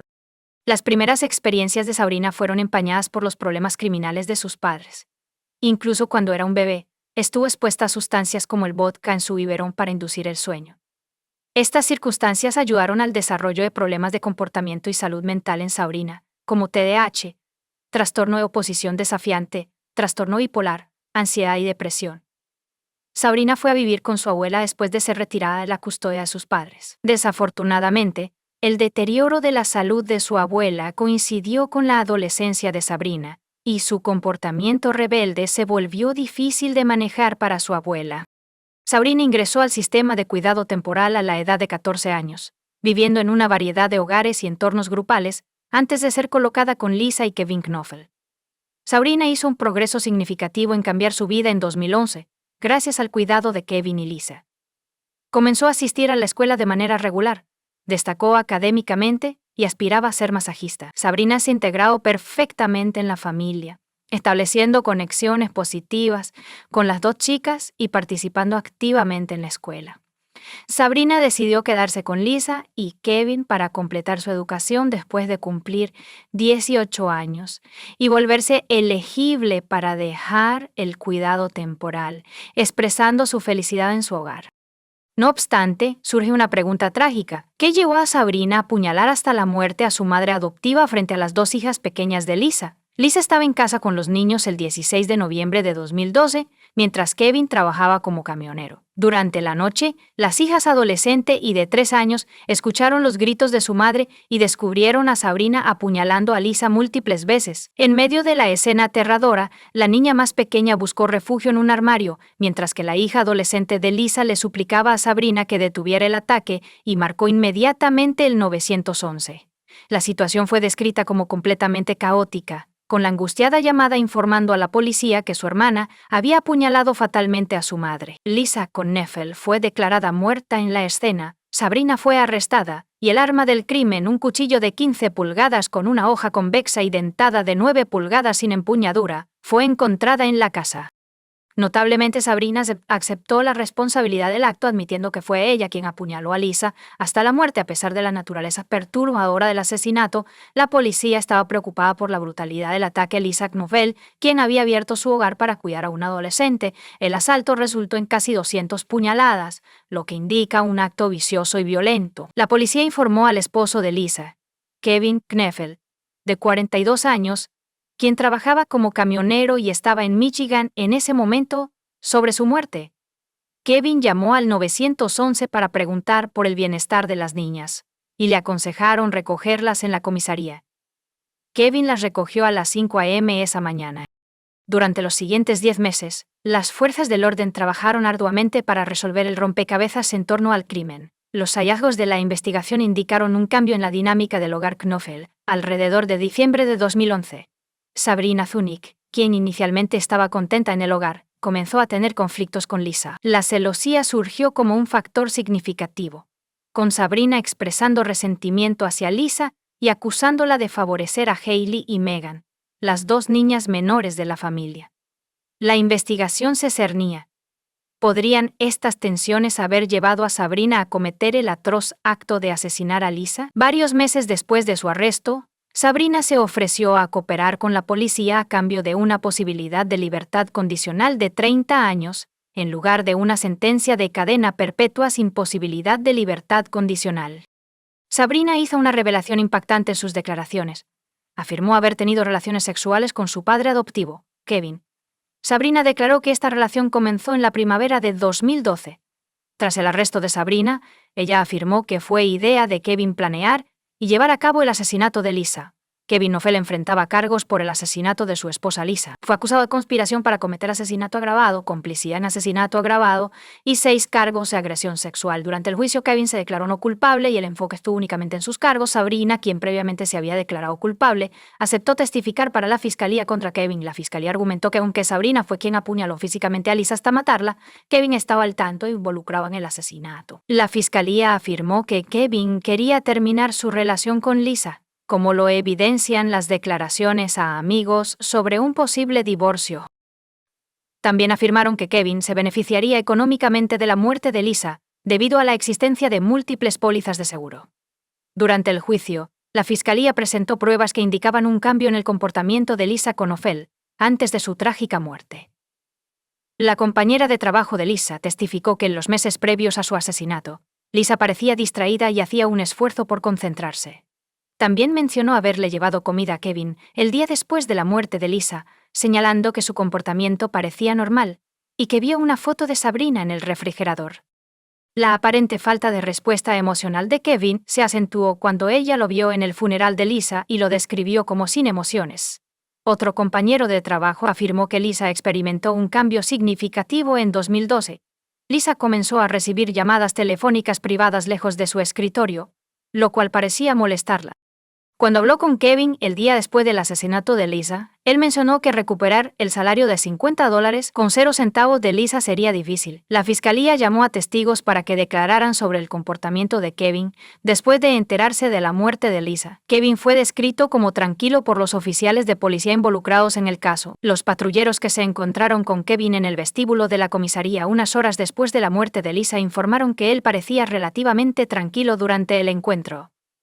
El detective Brian Jackson del Departamento de Policía de Willoughby Hills testificó durante el juicio, relatando una interacción con Kevin el día después del asesinato de Lisa.